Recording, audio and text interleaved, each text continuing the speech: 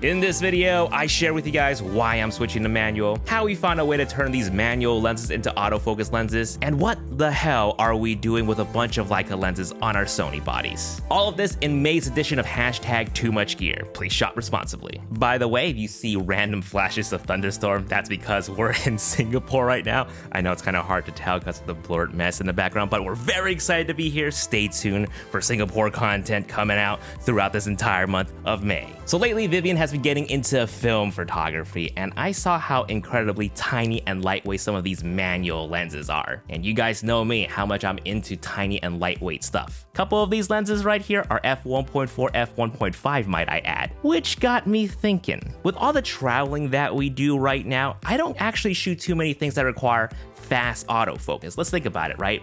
Landscape, cityscape, nighttime, long exposure stuff, maybe some casual portraits from time to time, pretty much a bunch of still life stuff. And even with videos, especially my gimbal stuff, I don't often shoot too wide open. I don't really like to use ND filters as much nowadays, so I would stop down to like f8 anyway. With the exception of these YouTube talking head A-roll shots right here, I would still prefer the background to be blurred out at f1.4. That's because we stay in hotels and Airbnbs and sometimes they don't have the best background, so I would prefer to blur that mess. I mean, you can kind of see right here that Vivian is still currently sleeping right now. It's 5 a.m. in the morning. We're still incredibly jet lagged. But anyways, in playing with Vivian's film cameras for the past couple of months and just a few days with some of these right here, I've really been enjoying the manual lenses, but particularly how incredibly lightweight and tiny they are.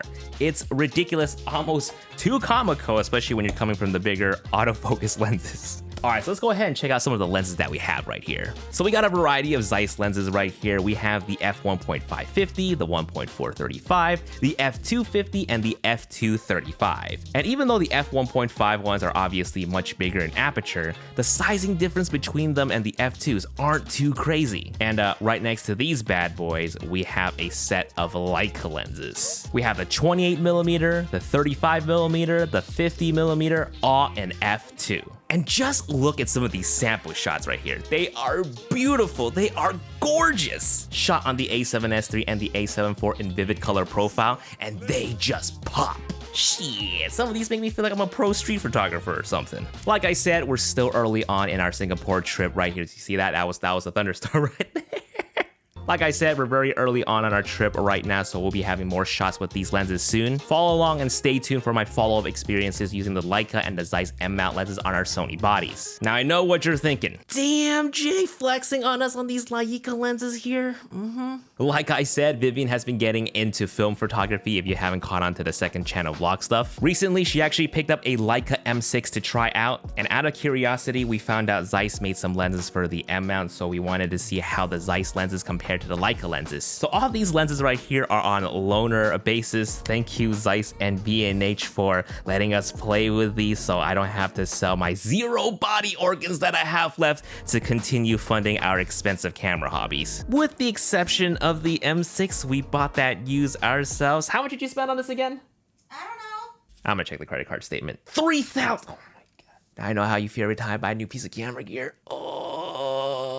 So obviously she just has one Leica body, thank God. So obviously she can't use all the lenses at the same time, so I decided to use some of these on my Sony bodies. And how I'm adapting them is with these adapters right here, the Metabones M2E and the Photodiox M2E autofocus adapter. Now the Metabones is just a straight adapter, but the Photodiox one is actually very interesting. It actually provides autofocus capabilities to these manual lenses here. I know, it's funny, I say I'm switching to a majority manual, and here I am trying to use them with an autofocus adapter. But hey, I mean, come on, it's very interesting to be able to turn these manual lenses into autofocus lenses. That definitely piques our curiosity, and surprisingly, it works decently okay. So what you would have to do is to set the lenses to infinity for the best results. And what the adapter would do is push the lens back and forth physically to achieve focus. It works both in autofocus single and autofocus continuous, but I find that it's best when it's an autofocus single because I have a higher chance of getting sharper results. Autofocus continuous is alright, but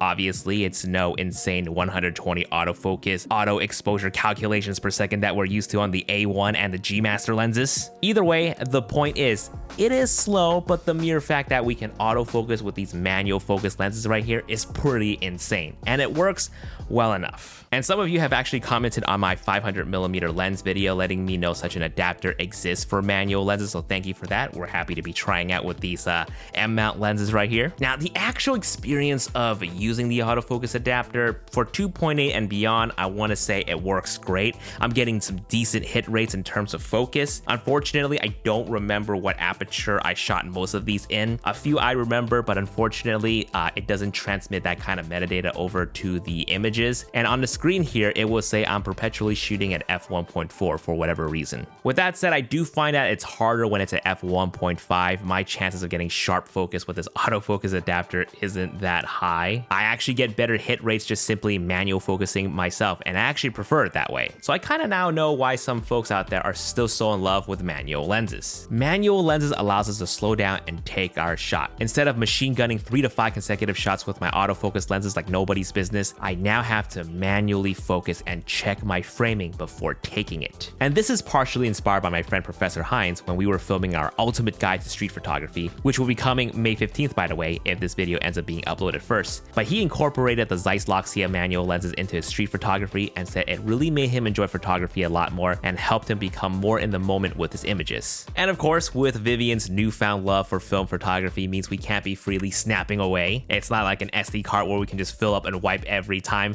so it's taught us to be very mindful when it comes to taking pictures. And your boy was thinking about getting into film photography himself, maybe sometime very soon. But for now, I really want to explore these manual lenses on my Sony bodies to see if they are right for me. The fact that they're much smaller and lighter is a win, and my back is literally thanking me right now. With that said, now I'm still going to be using autofocus lenses like the 24G Master for my YouTube talking head stuff. Again, the f1.4 just blurs the unflattering background that we're in at these hotels and Airbnbs. And I also brought with me the 14G Master here. I actually bought this lens with the sole intention of capturing Singapore even before booking our flights here. And I bought this last year. I've always known they have amazing architecture here, so it would be a crime if I didn't bring the lens that I bought for this single purpose. Mainly to be used on a gimbal though, but aside from that, gonna be all manual for photography. So yeah, these are the reasons why I decided to give manual lenses a go. I'll have more follow-up videos while we're here in Singapore, so if there's anything specific you want to see from this kit, comment down below. Thanks for watching, guys, and here's a word from our lovely sponsor, Squarespace. Squarespace is an all-in-one platform to create beautiful websites. No coding knowledge whatsoever. Perfect for people like me because I just want to make YouTube videos for you guys and not have to worry about coding my entire website. Simply just select one of their templates to get started. Every aspect is easily customizable with their drag and drop feature. Whether you're in need of a portfolio, an e-commerce store, or even a simple blog, design it with Squarespace. Use my link down below to test it out, and when you're ready to launch your first website or domain, use my code JasonVong to save 10% off. Guys, thank you so much for watching. I'll see you guys in the next video. Peace.